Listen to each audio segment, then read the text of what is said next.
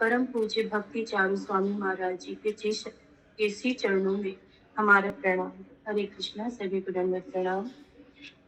हम लोग ने शनिवार को सुना था कि जुहू में श्रील प्रभुपाद हर रात अनुवाद करते थे। उनके दल के भक्त हर समय उनके साथ रहते थे, आवश्यकता पड़ने पर उनकी सेवा करने के लिए। उनके साथ उपेंद्र प्रभु रात 10 से 12 बजे तक रहते और मैं 2 बजे तक, और प्रमाण प्रमाण महाराज 2 से 4 बजे तक, और फिर तमाल कृष्ण महाराज आते। ये तो भारत में गर्मियां बहुत गर्म होती, पर ऋषिकेश चूंकि हिमालय की तलहटी पर था, इसीलिए बड़ा मनोरम था और वहां उज्जवल सूर्य और सामान्य तापमान हुआ करता था। पर एक दिन आकाश में गहरे बादल एकत्र हो गए और बिजली कड़कने लगी। इसके बाद ही एक भारी तूफान आया और उसके साथ रात भर वर्षा हुई। तूफान में अनेक पेड़ उखड़ गए और बिजली चली गई। बिजली के तार टूट गए थे और कहा जाता है कि उसे ठीक होने का समय नहीं बताया जा सकता। मौसम के ऐसे आकस्मिक बदलाव के कारण हम सभी चिंतित थे। हमने कमरे में मोमबत्तियां जलाई, पर बिजली के बिना श्रील प्रभुपाद अनुवाद नहीं कर पा रहे थे। हम लोग ने यहाँ तक पढ़ा था, आज इसके आगे से पढ़े सुनेंगे। लगभग 1 बजे मेरे सेवा समय के दौरान प्रभुपाद ने घंटी बजाई। मैं उनके बिस्तर के पास गया और मच्छरदानी उठाकर उनसे पूछा कि मैं क्या सहायता कर सकता हूँ। मैं उनकी बात सुनने के लिए उनके समीप गया और एक कोमल वाणी में उन्होंने जो कहा उसने मुझे चौंकाया। उन्होंने कहा, मेरे शरीर छोड़ने का समय आ गया है, मुझे कृपया वृंदावन ले चलो। मैं वृंदावन में शरीर छोड़ना चाहता हूँ। मैं अनियंत्रित रूप से कांपने लगा। मैं नीचे भागा और तमाल कृष्ण महाराज को उठाकर लगभग चिल्लाते हुए उन्हें श्रील प्रभुपाद की बात बताई। वे बिस्तर से कूद कर ऊपर गए और उन्हें भी प्रभुपाद ने वही बात बताई। कृपया मुझे वृंदावन ले चलो, मेरे शरीर छोड़ने का समय आ गया है, मैं अपना शरीर वृंदावन में ही छोड़ना चाहता हूँ। श्रील प्रभुपाद का स्वास्थ्य खराब था, पर हम में से किसी ने भी उनकी अस्वस्थता को इतनी गंभीर नहीं जाना था कि वे अपना शरीर छोड़ सकते हैं। हम सभी ने सोचा था कि यह एक अस्थायी कष्ट है और जल्दी दूर हो जाएगा। हम विश्वस्त थे कि ऋषिकेश की यात्रा ही उनकी आवश्यकता थी और उनकी सेहत कुछ विश्राम करने पर ठीक हो जाएगी। हम सभी घटनाओं के ऐसे क्रम से सुन्न हो रह गए। हमने उसी रात इतनी क्षुब्ध और भारी हृदय के साथ अपना सामान बांधा कि एक दूसरे से बात भी नहीं कर पा रहे थे। अगले दिन हम दिल्ली के लिए निकले, वहां रात भर रुके और अगली सुबह ही वृंदावन से निकल पड़े। वृंदावन के भक्त श्रील प्रभुपाद के मानो अकस्मात आगमन पर प्रशंसित हो उठे, पर लाल अम्बेडकर के कृष्ण बलराम मंदिर पर आते ही कीर्तन कल्पना के पूरे उत्साही हो गया और सभी भक्त आनंद के साथ नृत्य करने लगे। मैं भी कीर्तन में खींचा चला गया और भक्तों के साथ गाने और नृत्य करने लगा और भूल गया कि हम वहां आए क्यों थे। दर्शन करने के बाद श्रील प्रभुपाद अपने कक्ष तक गए और भक्तों की भीड़ उनके पीछे पीछे। वृंदावन 17 मई से 28 अगस्त 1977, 17 मई से 28 अगस्त 1977। श्रील प्रभुपाद एक बड़े दर्शन कक्ष में अपनी मेज के पीछे एक आसन पर सुंदर ढंग से बैठे थे। 100 से भी अधिक भक्त उनके पीछे पीछे आकर कक्ष में बैठ गए।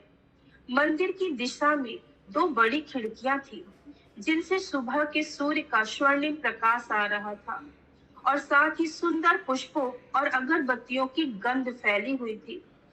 कृष्ण लीलाओं और श्रीमद् भागवतम की अन्य घटनाओं के मढ़े हुए चित्र दीवार पर सुसज्जित थे और एक दीवार की अलमारी में श्रील प्रभुपाद की पुस्तकों के विभिन्न भाषाओं में अनुवाद प्रदर्शित थे। जिन्होंने परिवेश को और अधिक दिव्य बना दिया था। श्रील प्रभुपाद के आगमन पर भक्त अपने हर्ष को व्यक्त करते हुए नृत्य और कीर्तन करते ही जा रहे थे। जब कीर्तन संपन्न हुआ और भक्त शांत हो गए, तो प्रभुपाद ने उनके वृंदावन आगमन का वास्तविक उद्देश्य प्रकट किया। एक ही क्षण में भक्तों का हर्ष उदासी में बदल गया और उनकी आंखों से आंसू बह निकले। उनकी स्थिति को समझते हुए श्री प्रभुपाद ने इस भौतिक जगत में हमारे अस्तित्व के स्वभाव के विषय में श्रीमद् भगवद गीता से अध्याय 2 श्लोक 13 से बोलना आरंभ किया। देहिनो अस्मिन् यथा देहे कौमारम यौवनम जरा तथा देहांतर प्राप्ति धीर्यस्त तत्र न मुह्यति। जिस प्रकार शरीरधारी आत्मा इस शरीर में बाल अवस्था से तरुण अवस्था में और फिर वृद्ध अवस्था में निरंतर अग्रसर होती रहती है, उसी प्रकार मृत्यु होने पर आत्मा दूसरे शरीर में चली जाती है। धीर व्यक्ति ऐसे परिवर्तन से मोह को प्राप्त नहीं होता। उन्होंने आगे समझाया, शरीर बदलता है पर शरीर का स्वामी आत्मा नहीं बदलती। इसमें कोई परिवर्तन नहीं होता। शरीर का जन्म होता है, विकास होता है और फिर मृत्यु हो जाती है। इस जगत में कोई भी मृत्यु से बच नहीं सकता। जिसका भी जन्म हुआ है उसकी मृत्यु तो निश्चित है, पर मृत्यु केवल देह का अंत है। इससे आत्मा प्रभावित नहीं होती, वह अगले शरीर में चली जाती है। इस प्रकार जीव एक शरीर से दूसरे में जीवन के बाद जीवन यात्रा करता है। व्यक्ति जो दिव्य ज्ञान में स्थित है, इससे विचलित नहीं होता। श्रील प्रभुपाद ने समझाया कि कृष्ण भावनामृत आंदोलन जन सामान्य को यह अत्य आवश्यक एवं अमूल्य ज्ञान प्रदान करने के लिए है। जब व्यक्ति इस ज्ञान में दृढ़ हो जाता है, तब वह मृत्यु पर विजय प्राप्त कर लेता है। श्री प्रभुपाद ने अपने सारा ज्ञान और समस्त सूचनाएं अपने पुस्तकों में प्रदान कर दी थी। वे भले ही अपने वपु अर्थात भौतिक रूप में सदा उपस्थित ना रहे, पर वे अपनी वाणी स्वरूप पुस्तकों के शब्दों में और उनके मौखिक उपदेशों के रूप में सदा उपस्थित रहेंगे। श्रील प्रभुपाद की सुंदर सटीक और प्रसंगोचित व्याख्या सुनने के बाद भी जब भक्त बाहर आ गए तो वे शोकाकुल और उदास थे। उनके जाने के बाद श्रील प्रभुपाद ने मुझसे कहा, अब से मेरे लिए कुछ भी खाना नहीं पकाना और ना ही मुझ पर कुछ खाने के लिए दबाव डालना। भूख के अभाव में खाने से क्या लाभ। उनके ये शब्द एक अंतिम उपदेश के समान जान पड़े। वे अपना शरीर छोड़ने के लिए खाना पीना छोड़ रहे थे, ठीक जैसे परीक्षित महाराज ने किया था। जब उन्हें ज्ञात हुआ कि उनके जीवन का केवल एक ही सप्ताह बचा है, मैं तमाल कृष्ण महाराज के पास गया और जो श्री प्रभुपाद ने मुझसे कहा था उन्हें बताया। प्रभुपाद प्रयोगवेश कर रहे हैं। मैंने कहा, जब व्यक्ति खाना पीना छोड़कर अपना शरीर छोड़ने का निर्णय करता है। महाराज कुछ समय चिंतन करते हुए शांत रहे। फिर उन्होंने कहा, श्रील प्रभुपाद जब संकल्प के साथ ऐसा आदेश देते हैं तो तब मैं समझ ही नहीं पाता कि मुझे क्या करना चाहिए।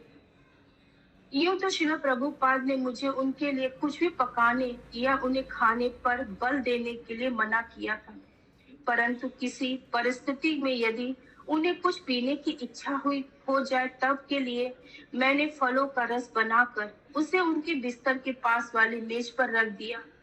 रस अनछुआ ही रहा और अगले कई दिनों तक श्रील प्रभुपाद बिस्तर पर ही रहे, बिना कुछ बोले। जब हम वृंदावन आते हुए रास्ते में दिल्ली में रुके थे, तब तमाल कृष्ण महाराज ने न्यूयॉर्क के आदि केशव महाराज से फोन पर बात की थी।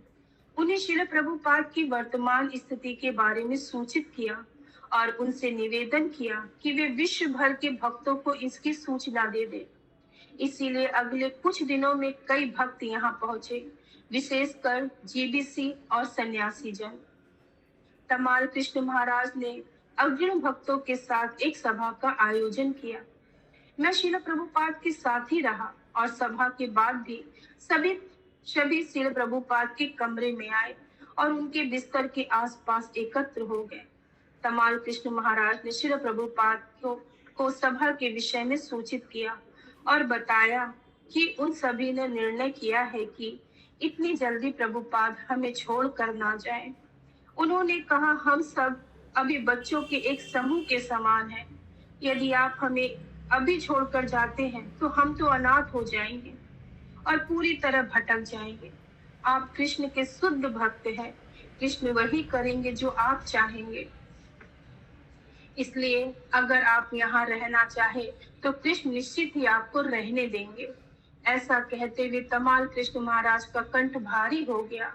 श्री प्रभुपाद कुछ समय के लिए शांत रहे। फिर उन्होंने कहा, अगर तुम सब यही चाहते हैं तो मैं रुक जाता हूँ। एक क्षण में भक्तों का भाव हर्ष से भर गया और एक स्वर में सभी ने उद्घोष किया, जय श्रील प्रभुपाद। हमने जाना कि श्रील प्रभुपाद जैसे शुद्ध भक्तों के लिए इस जगत में रहना या प्रस्थान करना उनका अपना ही निर्णय है। मैं श्रील प्रभुपाद के आदेश की प्रतीक्षा किए बिना तुरंत ही रसोई घर में गया और उनके लिए प्रसाद बनाने लगा। जब मैंने सूचना दी कि मैंने उनके लिए कुछ पकाया है, उन्होंने खाना भी स्वीकार किया। मैं उनके कमरे में थाली लेकर गया और यूं तो वे बिस्तर पर उठ बैठे थे, पर प्रयास करने पर भी वे कुछ खा नहीं पा रहे थे। एक दिन इस दिन से मैंने प्रतिदिन श्रील प्रभुपाद के लिए पूरी रसोई की। प्रतिदिन दोपहर 12:30 बजे जब उनके प्रसाद लेने का समय होता तो उपेंद्र प्रभु उन्हें अगले कमरे में ले जाकर उनको जो उनके भोजन का कक्ष के समान था और वहां एक नीचे मेज पर उन्हें बैठा देता। विशंभर दयाल, जो भगत जी भी कहलाते थे, पड़ोस के एक साधारण से घर में रहते थे और श्रील प्रभुपाद से प्रतिदिन मिलने आया करते थे। वे सामान्यतः उनकी अपनी गाय के दूध से बना मट्ठा लाया करते थे, जिसे श्रील प्रभुपाद बड़े आनंद पूर्वक ग्रहण करते। भगत जी एक ब्रजवासी थे।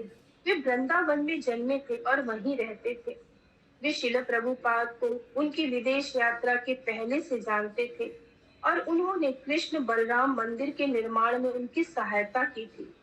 यूं तो श्रील प्रभुपाद ने उन्हें दीक्षा नहीं दी थी, फिर भी भगत जी उन्हें गुरु समान मानते थे और प्रभुपाद भी उन पर सदा स्नेह की वर्षा करते थे। भगत जी श्रील प्रभुपाद के साथ उनके बिस्तर के समीप बैठकर बहुत सारा समय व्यतीत करते। यूं तो वे बड़े वृद्ध थे, लगभग 70 वर्ष के, पर उनका शरीर सुदृढ़ था और उन्हें श्रील प्रभुपाद की मालिश करना पसंद था। श्रील प्रभुपाद उनके साथ घनिष्ठ मित्रों के समान बात किया करते थे, पर भगत जी सदा एक आदर भाव बनाए रखते। श्रील प्रभुपाद आंदोलन के भविष्य की अपनी चिंताओं को उनके साथ बांटा करते और भगत जी उन्हें आश्वासन देते कि उन्हें चिंता नहीं करनी चाहिए। उनके अनुसार श्रील प्रभुपाद ने अपने शिष्यों को इतना उत्तम प्रशिक्षण दिया है कि वे उनके आंदोलन को बहुत आगे तक ले जाएंगे। अत्रि ऋषि दास ईरान से खास नींबू लेकर आए थे। वे ईरान के एक संपन्न परिवार से थे। उन्होंने हार्वर्ड विश्वविद्यालय से MBA की उपाधि प्राप्त की थी और अमेरिका की एक प्रसिद्ध बहुराष्ट्रीय कंपनी में उनको एक प्रतिष्ठित पद प्राप्त था। पर जब वे श्रील प्रभुपाद के संपर्क में आए तो उन्होंने अपनी नौकरी छोड़ दी और प्रभुपाद के आंदोलन में अपना जीवन समर्पित कर दिया। प्रभुपाद उन्हें बहुत पसंद करते थे और कई बार उनके स्वयं का शिष्य होने पर अपना गर्व भी प्रकट करते थे। श्रील प्रभुपाद अभी भी कदाचित ही खाया या पिया करते, पर ईरान के नींबुओं का विशेषकर मीठा स्वाद था। जब मैंने उनके लिए उन नींबुओं का रस बनाया जिसे तुरंत ही परोसा जाना चाहिए था, क्योंकि कुछ मिनटों के भीतर वह कड़वा हो जाता था, उन्हें यह पसंद आया और मुझे और लाने के लिए कहा। हम सभी यह देखकर बड़े प्रसन्न थे कि उन्होंने कुछ तो खाया और साथ ही उसमें आनंद भी लिया। अत्रि ऋषि प्रभु ने तुरंत ईरान से नींबुओं के अनेक बक्से लाने की व्यवस्था की। जिससे शिल प्रभुपाद बड़े प्रसन्न हुए और मैं नियमित रूप से उन्हें यह रस परोसने लगा। क्योंकि अत्रि ऋषि एक व्यवसायी परिवेश से थे, उन्होंने इस्कॉन लॉस एंजलिस के प्रबंधन का भी व्यवसायीकरण करने का प्रयास किया था। वे चाहते थे कि इस्कॉन की सारी गतिविधियों को केंद्रीकृत किया जाए, जिससे हर कार्य अधिक कुशलता से किया जा सके। भक्त, विशेषकर प्रबंधक भक्त, इससे प्रसन्न थे। पर शिल प्रभुपाद का विचार था कि केंद्रीकरण से स्थानीय भक्तों के उत्साह पर विपरीत प्रभाव पड़ेगा। उन्होंने कहा, हर मंदिर को एक स्वतंत्र इकाई होनी चाहिए। यह स्वतंत्र कानूनी इकाई, जिसे भक्तों के एक दल, उपाध्यक्ष, सचिव एवं कोषाध्यक्ष के एक साथ एक मंदिर अध्यक्ष के निर्देशन में संचालित किया जाएगा। वे यह भी नहीं चाहते थे कि गवर्निंग बॉडी कमिश्नर जीबीसी मंदिर के प्रबंधन में कोई हस्तक्षेप करे। इसके विपरीत जीबीसी यह देखे कि उनके क्षेत्रों में आध्यात्मिक मानकों का पालन हो और आध्यात्मिक मार्गदर्शन एवं प्रचार के माध्यम से वे भक्तों को सेवा में संलग्न होने की प्रेरणा दे। कुछ सालों बाद हमने देखा कि कैसे शिल प्रभुपाद के मंदिरों को अलग और स्वतंत्र रखने का आदेश एक सुरक्षा अनुग्रह सिद्ध हुआ, क्योंकि एक मंदिर किसी दूसरे मंदिर की कानूनी और आर्थिक समस्याओं के लिए जिम्मेदार नहीं ठहराया जा सकता था और ना कभी कई सारे मंदिर एक साथ मुकदमों का सामना कर सकते थे। अत्रि ऋषि प्रभु ने शिल प्रभुपाद को ईरान से शुभ समाचार सुनाकर प्रसन्न किया। ईरान का राज परिवार कृष्ण भावनामृत के प्रति सकारात्मक बन रहा था।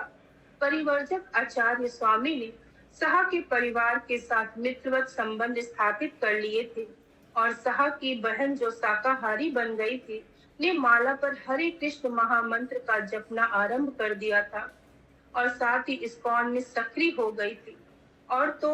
और उन्होंने व्यक्तिगत रूप से तेहरान के गोविंदास भोजनालय की भीतरी रचना, इंटीरियर डिजाइनिंग भी की थी। यह भोजनालय रास्ता लोकप्रिय रहा हुआ और यहाँ इतने सारे नियमित ग्राहक आया करते कि उन्हें समानता पंक्ति में प्रतीक्षा करनी पड़ती थी। शिल प्रभुपाद ऐसे प्रचार की सफलता सुनकर बड़े प्रसन्न थे, विशेषकर एक इस्लामी देश में, और कहा कि बहुत लंबे समय से ईरान और भारत के बीच निकट संबंध थे और यह कि भारत के क्षत्रिय योद्धा वहां जाकर बसे थे।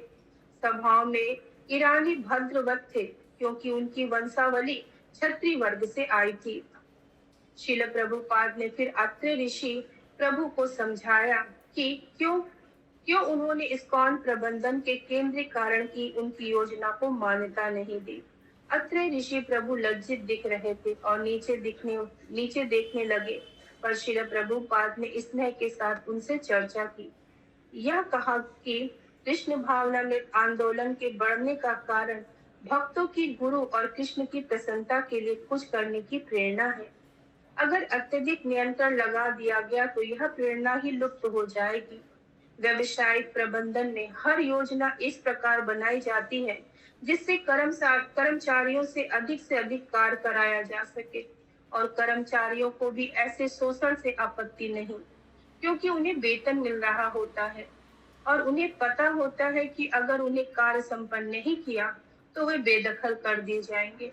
परंतु कृष्ण भावनामृत में इस प्रकार का नियंत्रण कारागार नहीं रहेगा, क्योंकि भक्त कृष्ण के प्रति प्रेम के कारण स्वेच्छा से सेवा करते हैं। उनकी प्रेरणा कृष्ण की प्रसन्नता है, ना कि आर्थिक लाभ या दंड का डर। भौतिक स्तर पर नियम व्यक्तियों को नियंत्रित करने के लिए बनाए जाते हैं, परंतु आध्यात्मिक स्तर पर नियम भक्तों को उनकी सेवा और आध्यात्मिक विकास में सुविधा प्रदान करने के लिए होते हैं। शिल प्रभुपाद ने अपना उदाहरण देते हुए यह बताया कि जब वे अमेरिका गए तो उन्होंने उनसे मिलने वाले वहां के बालक बालिकाओं से कोई हस्तक्षेप नहीं की थी।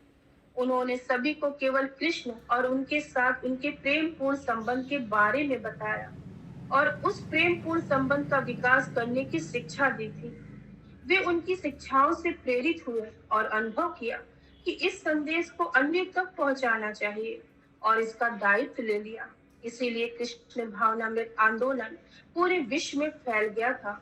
उन्होंने केवल भक्तों को लक्ष्य प्रदान किया था, उन्हें नियंत्रित करने का कोई प्रयास नहीं किया, केवल उन्हें प्रेरणा दी थी और उन्हें सुविधाएं प्रदान करने का यथासंभव प्रयास किया था। जब भक्त स्वयं कृष्ण की सेवा करने के लिए प्रेरित हुए, तब कृष्ण ने उन पर कृपा की और परिणाम स्वरूप सबसे अद्भुत चमत्कार हुआ। अत्रि ऋषि प्रभु ने श्री प्रभुपाद की ओर देखा। उनकी आंखें प्रसन्नता से चमक रही थी। उन्होंने कहा, श्री प्रभुपाद, आप उसके सर्वोत्तम उदाहरण हैं। आपने अपनी भक्ति से असंभव को संभव कर दिखाया और कृष्ण की शक्ति में आपके माध्यम से कार्य कराते हुए आपको ऐसा असंभव चमत्कार प्राप्त कराया।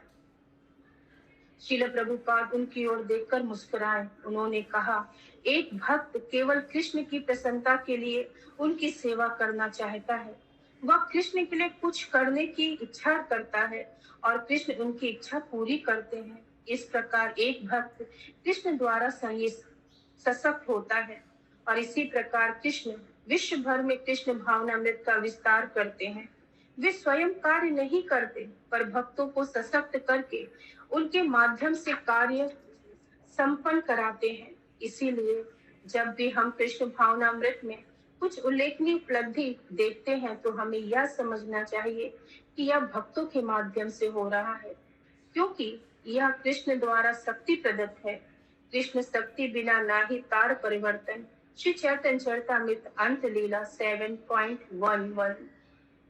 ईरान में प्रचार इतना सफल रहा कि अत्रे ऋषि प्रभु, जो अमेरिकी लेखक कंपनी आर्थर यंग के प्रमुख थे, ने कंपनी में त्याग पत्र देकर स्वयं का व्यवसाय आरंभ किया, जिससे वे स्वयं को प्रचार करने के लिए मुक्त रख सके और ईरान की प्रचार गतिविधियों के मार्गदर्शन में सहायता प्रदान कर सके। विडंबना से उनकी कंपनी इतनी सफल रही कि वे अपने व्यापार में पिछली नौकरी से भी अधिक व्यस्त हो गए।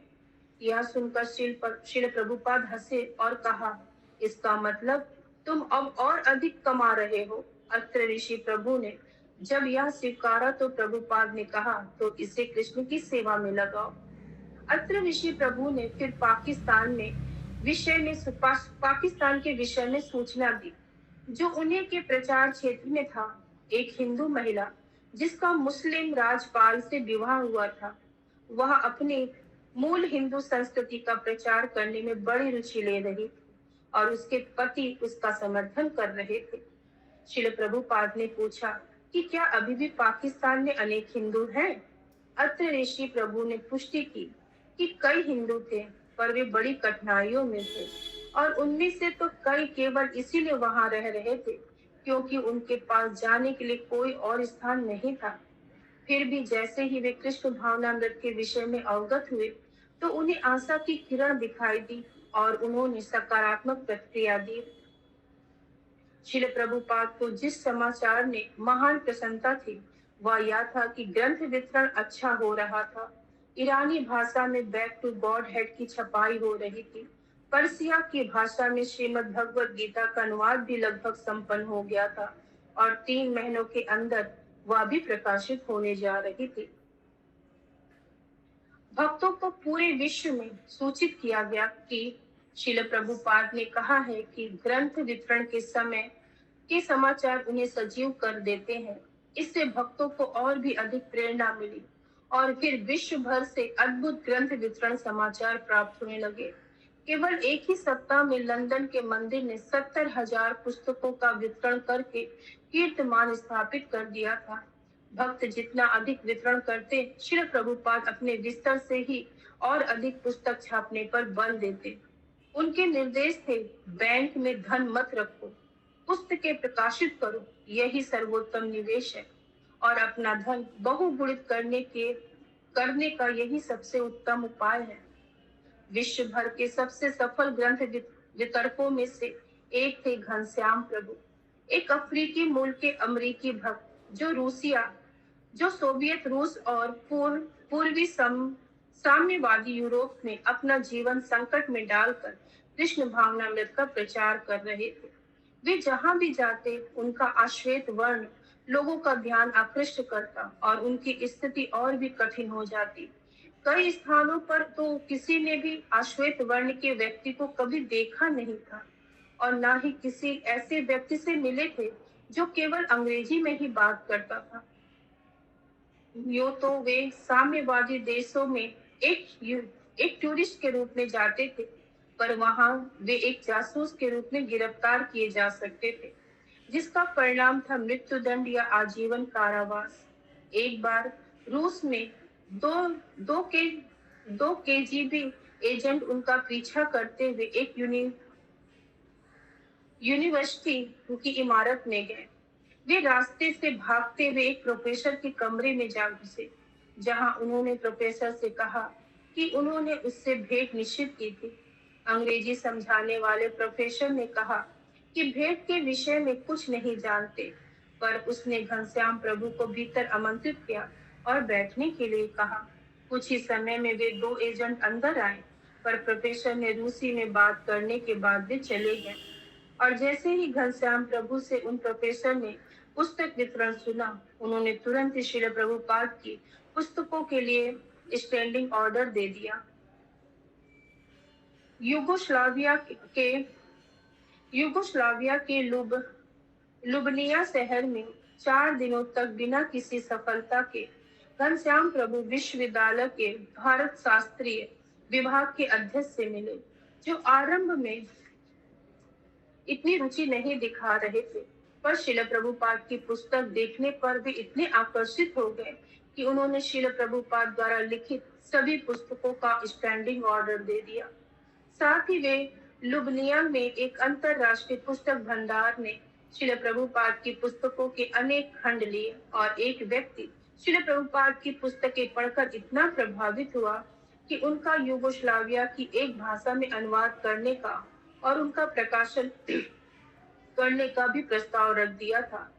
अगले शहर प्रिंस्टिना में एक यूनिवर्सिटी के कुलपति और दर्शन शास्त्र एवं समाज शास्त्र के विभागों ने 2 स्टैंडिंग ऑर्डर दिए और साथ ही अपने पुस्तकालय से यह निवेदन किया कि वे भी श्रील प्रभुपाद की सारी पुस्तकों का एक ऑर्डर दें।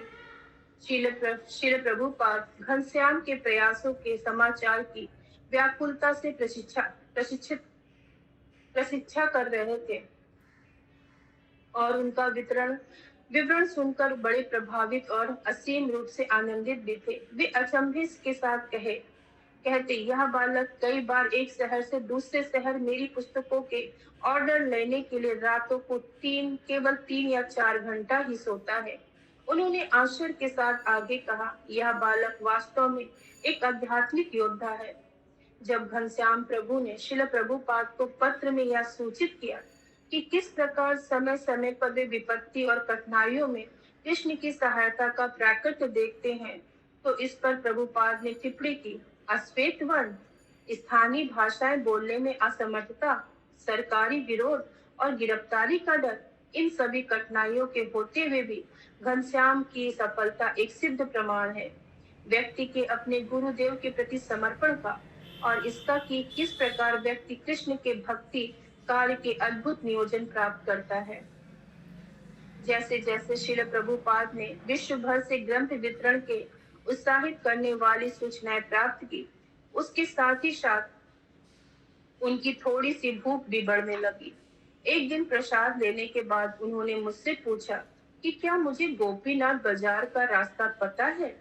मैं वृंदावन में पहली बार आया था और मंदिर प्रांगण के बाहर भी नहीं निकला था, इसीलिए मुझे रास्ता नहीं पता था, पर मैंने उन्हें आश्वस्त किया कि अगर उन्हें कुछ भी आवश्यकता हो तो मैं रास्ता ढूंढकर उनके लिए वस्तु ला दूंगा। उन्होंने मुझे बनमाली कविराज नामक आयुर्वेदिक चिकित्सक, जिन्होंने उनका पहले भी उपचार किया था, को ढूंढने और उनसे मंदिर आने का निवेदन करने के लिए कहा था। इसीलिए उस दोपहर मैं गोपीनाथ बाजार गया और बनमाली कविराज को बाजार के सामने ढूंढ लिया। एक छोटा सा कमरा जो उनका चिकित्सालय था, उसमें वे लकड़ी की एक मेज के पीछे कुर्सी पर बैठे थे। वे सफेद बालों वाले एक वृद्ध व्यक्ति थे और उनका शरीर नाजुक था। पर उनके छोटे से अव्यवस्थित कमरे में बैठे हुए भी वे बड़े सम्मानित और प्रभावशाली जान पड़ते थे। मैंने उन्हें बताया कि श्री प्रभुपाद चाहते हैं कि वे मंदिर आकर उनका उपचार करें, पर उन्होंने कहा कि वे उनकी आयु और कमजोर शरीर के कारण उतनी दूर नहीं जा पाएंगे। वे कभी अपने कक्ष से बाहर नहीं जाते थे। उनके लिए केवल अपने कमरे में सीधे बैठा रहना ही एक कठिन प्रयास था। उन्होंने कहा कि अगर श्रील प्रभुपाद उनके स्थान पर आते हैं, तब वे उनका उपचार कर सकेंगे। हरे कृष्णा, सभी को दंडवत प्रणाम।